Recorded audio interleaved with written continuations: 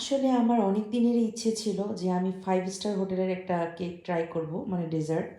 Normally dessert খাওয়া হয়েছে আমার 5 স্টারে, কিন্তু কেক আমার এভাবে খাওয়া হয় নাই। আর এটা ছিল একটা চিজ কেক, ফুল চিজ কেক, আর এটা ছিল টোটালি বাহির থেকে আনা চিজগুলো। তো স যাই হোক, তো এটা আমি অর্ডার করিনি। এটা স্পেশাল একটা গিফট পেয়েছিলাম আমার ফ্রেন্ডের কাছ থেকে। কারণ ও যেহেতু ক্রাউন প্লাজাতে জব করে। তো সেই সুবাদে আমার কেকটা পাওয়া।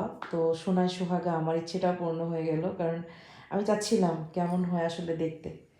তো কেক খাওয়ার অভিজ্ঞতা পরেই শেয়ার করি। কেকের উপরের যে লেয়ারটা ছিল বা ভিতরের যে মানে মজা বা কী জিনিস সেটা আসলে আমি পরেই বলবো। কিন্তু এটার ওপরের যে ডেকোরেশন ছিল ওটা আসলে বলার মতোই না। এত সুন্দর ছিল, এত সোবার আর এত সিম্পল। কারণ এইটা ম্যাক্সিমাম ওরা এই কেকগুলা বাহিরে ওরা সেল করে না।